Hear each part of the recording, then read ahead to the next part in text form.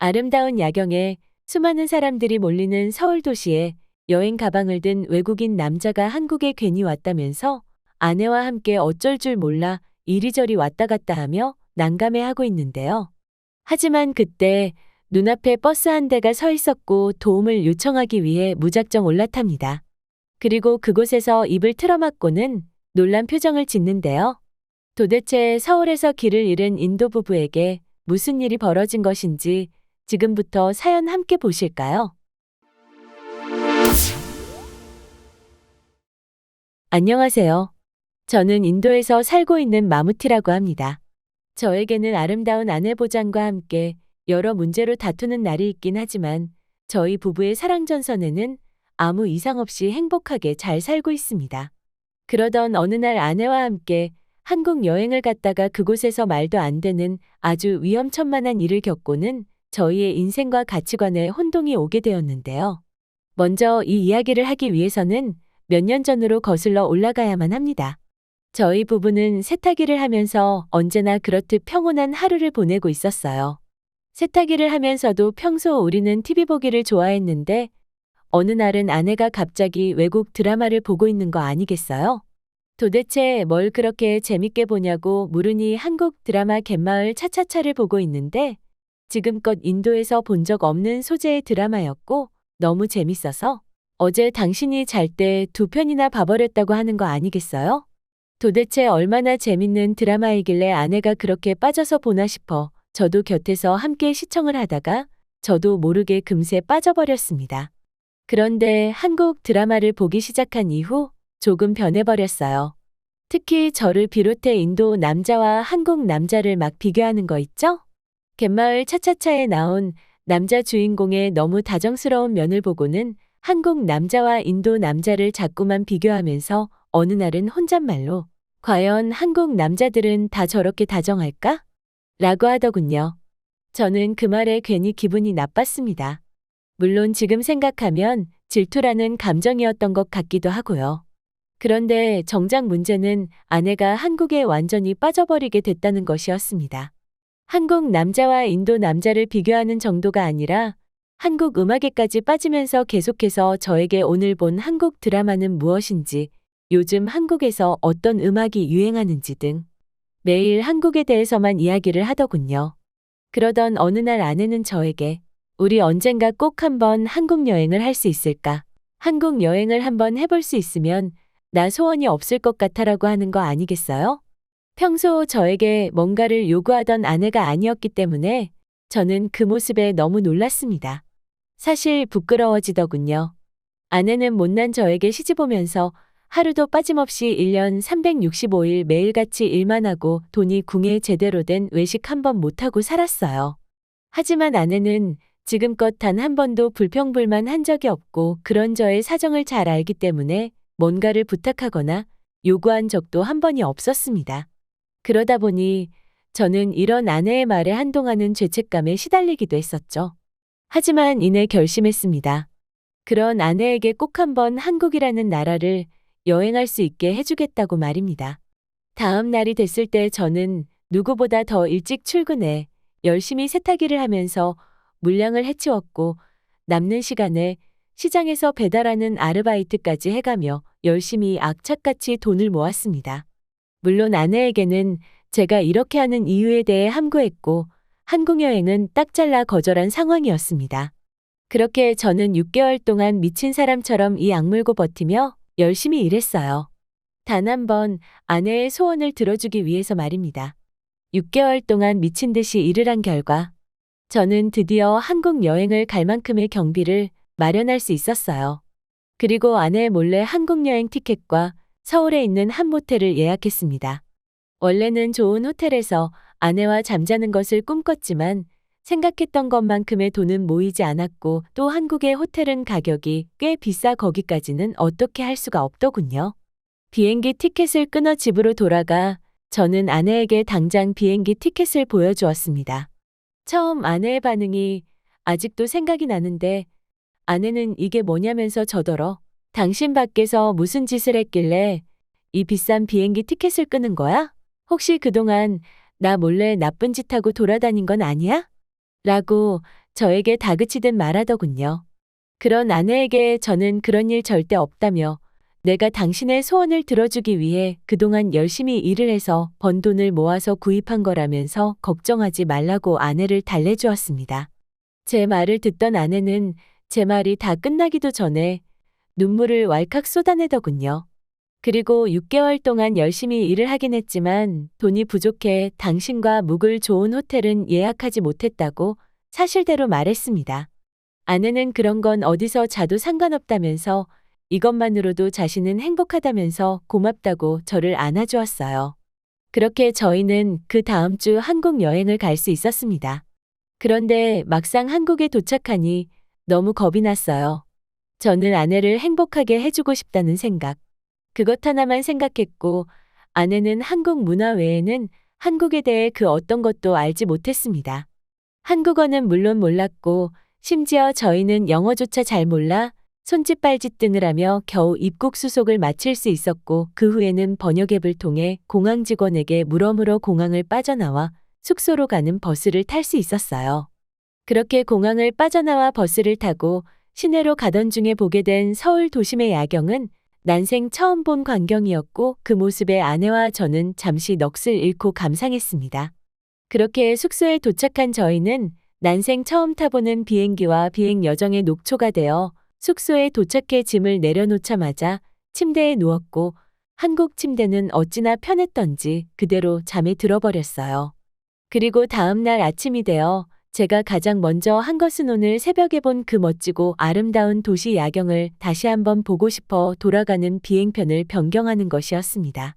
항공사에 연락을 해서 항공편 변경이 가능하냐고 물었고 다행히 자리가 남아 변경이 가능해 우리는 돌아가는 날 비행편을 오늘처럼 새벽으로 바꿀 수 있었어요.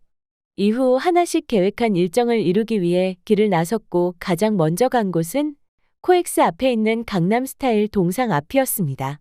그곳에 가기 전까지만 해도 엄청나게 설레었고 아내는 자신이 TV에서만 보던 한국에 있다는 것이 너무나 꿈만 같다는 말만 내뱉더군요. 그렇게 도착했는데 아내는 단순히 동상 하나 본 것뿐임에도 갑자기 눈물을 흘리기 시작했고 저에게는 이런 모습을 볼 수 있게 해줘서 너무 고맙다면서 자신은 앞으로 어떤 것도 필요 없다며 눈물을 흘리면서 저에게 감사를 표했습니다. 그 앞에서 저희는 많은 사진을 찍었고 또 주변 일대를 돌아다니면서 여러 한국의 문화를 눈과 카메라에 담았어요. 이후에는 한국에서 핫플레이스라고 불리는 압구정 일대를 돌아다니며 구경하기로 했는데 저희는 그곳에서 우연히 TV에서 봤던 연예인을 만났습니다. 그리고 그분은 얼마나 착한지 저희와 번역기를 통해서 몇 분 동안 대화를 해주었고 또 오히려 자신이 이 나라에 와줘서 감사하다면서 사인도 해주고 사진도 찍어주었습니다.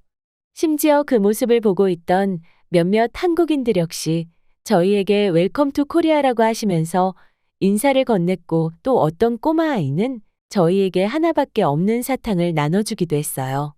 물론 아이의 엄마께서 저희에게 가져다 주라고 한 것이긴 하지만요. 아무튼 저희는 그렇게 한국인들의 따뜻한 마음씨에 감동을 하던 찰나 배가 고파 어느 한식당에 들어갔습니다. 음식점의 경우에는 따로 준비를 하지 못했기에 근처에 보이는 아무 식당이나 들어갔어요. 가게에 들어갔을 때 사장님께서는 저희가 외국인임을 눈치채셨는지 아무 말 하지 않으시고 고개를 내미시면서 손가락 2개를 펼쳐 보였습니다. 아마도 2명 맞냐고 저희에게 물어보신 것 같았어요. 그렇게 저희는 아무런 주문을 하지 않고 자리에 앉았어요. 그런데 자리에 앉자마자 사장님께서는 여러 나물 반찬과 한국의 김치, 계란말이 같은 여러 밑반찬들을 내어주셨습니다. 그때까지만 해도 아무런 주문도 하지 않았는데 자리에 깔리는 음식이 너무 의아하더군요. 그리고 좀 있으니 밥과 된장찌개와 생선 반찬 하나가 나왔습니다. 처음에 저희 부부는 반신반의했어요. 아무렴 인도에서도 외국인 여행객을 대상으로 이렇게 사기를 치는 경우가 많거든요. 그리고 TV 뉴스에서는 인도 사람이 다른 나라로 여행을 가서 덤터기를 썼다는 뉴스가 흘러나오기도 해서 저는 역시 한국도 똑같은 나라구나. 하지만 그때까지는 어젯밤부터 저희는 아무것도 못 먹어 배가 고프기도 하고 다른 나라에 왔으면 이 정도는 흔한 일이겠지 싶어 나온 음식을 다 먹었습니다. 그런데 여기서 한 가지 더 놀라운 점이 있었는데 저희 부부는 너무 맛있게 먹었고 접시가 하나 둘씩 비어갔습니다. 그때 사장님께서는 저희 접시를 회수해 가셨어요. 그건 역시 저희는 한국 문화인 줄 알았는데 사장님께서는 다시 반찬이 가득한 접시를 갖다 주셨습니다. 저는 그 모습에 해도 정도껏 해야지. 이건 아니다 싶어 접시를 다시 집어들며 아줌마에게 우리는 이런 거 시킨 적 없다는 뜻을 내보였습니다. 하지만 아줌마께서는 오히려 황당하다는 듯 손짓을 하시면서 제가 집어든 접시를 다시 테이블에 놓으셨어요. 그때부터 엄청나게 걱정이 됐습니다. 저희 여행 경비에는 한계가 있고 이렇게 많은 음식을 먹었다면 좀처럼 저렴하지 않을 텐데 만약 여기서 자칫 잘못해 경비를 다 탕진해버리면 남은 7일 동안은 아무것도 할 수 없기 때문이죠. 그래서 그때는 잠시 여차하면 도망갈까 하는 나쁜 마음을 먹기도 했습니다. 하지만 잠시 후 그런 마음을 먹었다는 것을 반성했고 죄송한 마음이 들더군요. 밥을 다 먹은 다음 계산을 하러 가서 저는 현금을 꺼내서 돈을 세면서 얼마냐고 번역기를 보여드렸는데 사장님께서는 10,000원짜리 2장을 가리키셨고 저는 생각보다 저렴한 밥값에 놀라면서 또 한편으로는 행복해하면서 20,000원을 사장님께 드렸습니다. 그런데 더 놀라운 건 사장님께서는 무려 4,000원을 저에게 거슬러 주셨어요. 두 명이 밥을 먹었는데 한국 같은 선진국에서 고작 16,000원밖에 하지 않는다니 얼마나 놀란지 모릅니다. 나중에 모텔에 가서 찾아보니 한국에서는 꽤 흔한 백반을 판매하시는 가게였고 그 때문에 사장님께서는 인원수만 저희에게 물었던 거고 바로 반찬을 꺼내어 주신 거였습니다. 심지어 이런 한국의 여러 음식점들은 밑반찬으로 나온 음식들은 무한으로 리필을 해준다는 점을 알게 되었고 역시 한국이 선진국인 이유가 있구나라는 것을 떠올리면서 아까 잠시 도망을 생각했던 제 자신을 반성하였습니다. 이것을 알게 됐고 저는 또 반성한다는 생각으로 여행하는 일주일 내내 점심은 그곳에서 먹었어요. 심지어 가게 사장님께서는 다음 날 저희를 알아보시고는 그날부터 줄곧 음료수까지 서비스로 주셨습니다. 이렇게 한국의 백반집, 또 사장님 덕분에 여행 경비가 여유가 생겨서 인도와 차원이 다른 버스, 지하철도 타볼 수 있었고 서울의 곳곳을 돌아다니면서 밥값보다 비싼 길거리 음식도 충분히 즐길 수 있었습니다. 특히 길거리에서 먹었던 떡볶이와 순대, 어묵, 달꼬치 등의 여러 길거리 음식은 다소 맵고 짜긴 했지만 지금 다시 생각이 날 정도로 환상적이었고 다시 한번 한국을 가고 싶게 만드는 그런 음식들이었어요. 그리고 저희는 한국의 어느 지하철 지하상가에서 옷을 쇼핑하기도 했는데 그곳에서 파는 옷은 저희가 생각하는 것보다 훨씬 저렴했습니다. 그래서 티셔츠와 바지 몇 벌을 구입할 수 있었고 또 한국 연예인이 그려진 캐릭터 양말을 샀어요. 그렇게 옷을 구입하고 가게를 나왔는데 제 아내가 갑자기 어이없다는 듯 한 곳만 멀뚱히 쳐다보고 있는 거 아니겠어요? 아내에게 뭘 보냐고 말하니 어떻게 저 많은 옷들을 가게 밖에서 판매하고 있는 거야? 저렇게 해두면 보통은 누군가 다 들고 도망가고 말 텐데 한국에서는 그런 일이 없나 봐라고 했고 저도 다시 보니 그 상가에 있는 모든 가게들이 그렇게 장사를 하고 있었고 저와 아내는 혹시 모른다고 누군가 분명 훔쳐가는 사람이 있을 거라면서 잠시 서서 지켜봤는데 비록 10분 정도였지만 아무도 옷을 훔쳐가는 사람들은 없었어요.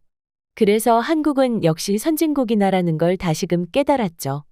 처음에는 아내가 K-팝과 드라마에 빠져 한국을 좋아하게 됐는데 막상 한국에 오니 제가 오히려 빠져버린 느낌을 받기도 했고 K-팝과 드라마뿐만 아니라 이 나라가 그냥 있는 그대로 사랑스럽다는 느낌을 받으면서 완전히 반해버렸지 뭐예요? 아무튼 그렇게 서울 곳곳을 돌아다니며 여행을 즐겼고 또 매일같이 점심은 처음 갔던 백반집에서 밥을 먹다 보니 어느덧 여행 마지막 날이 되어 저희는 인도로 돌아가야만 했습니다. 그런데 어쩌다 보니 일정이 꼬이게 됐고 늦은 밤에 짐을 챙겨 숙소를 빠져나왔어요.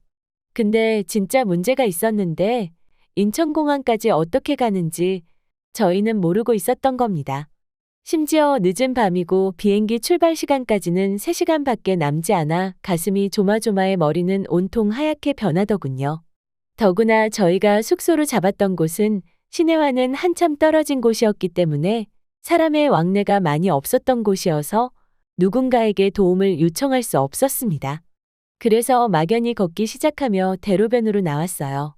잠시 택시를 탈까도 싶었지만 인도에서 늘 외국인 여행객들에게 덤터기를 씌우는 인도 택시기사들만 봤기 때문에 혹시나 타국에서 그렇게 되면 문제가 생기지는 않을까 두려워 미처 택시는 생각도 하지 못했습니다. 그렇게 걷다 보니 눈앞에 버스 정류소가 보였고 마침 버스 한 대가 우리 앞에 서는 거 아니겠어요? 그래서 저와 아내는 기사님께 공항까지 어떻게 가야 할지 물어보기 위해 다가갔습니다. 언어가 전혀 통할 리가 없었기 때문에 공항에 가고 싶다는 것을 표현하기 위해서 저는 몸으로 비행기 이륙을 흉내냈습니다. 그런데 놀라운 일이 벌어졌어요. 저와 아내의 간절한 마음이 기사님에게 전달됐는지 기사님께서는 저희에게 올라타라고 손짓을 하시고는 이내 출발하셨습니다. 그런데 이상하게 그 버스는 헤드라이트를 제외한 버스 내 조명은 모두 끈 채로 이동하는 거 아니겠어요? 그때 저는 한국에 오기 직전 인도에서 벌어졌던 버스 성폭행 사건이 기억이 나기 시작하면서 그 상황이 무서워지기 시작했습니다. 하지만 이 역시 나중에 인도로 돌아와 찾아보니 기사님이 이렇게 행동하신 이유는 사실 기사님은 버스 운행을 마감하셨던 거고 더 이상 다른 대중을 태울 수 없었던 것이기에 조명을 끄고 오롯이 저희 부부만을 위해서 버스를 운행해 주셨던 것입니다. 그리고 지금 이렇게 글을 쓴 이유는 그때 버스 기사님에게 감동받아 그때 미처 다 전하지 못한 감사 인사를 전하고 싶어서입니다. 기사님께서 이 기사님을 보실 수도 있고 아닐 수도 있지만 어쨌든 저희 부부는 그 버스 기사분이 너무 감사했습니다. 아마도 저희가 다시 돈을 모아 한국으로 가게 된다면 가장 큰 이유는 버스 기사님을 찾기 위해서일 겁니다. 오늘 준비한 사연은 여기까지입니다. 영상 끝까지 시청해 주셔서 감사드리며 여러분의 구독, 좋아요, 알림 설정은 영상 제작에 큰 힘이 됩니다. 다음 더 재미있는 사연으로 찾아오겠습니다.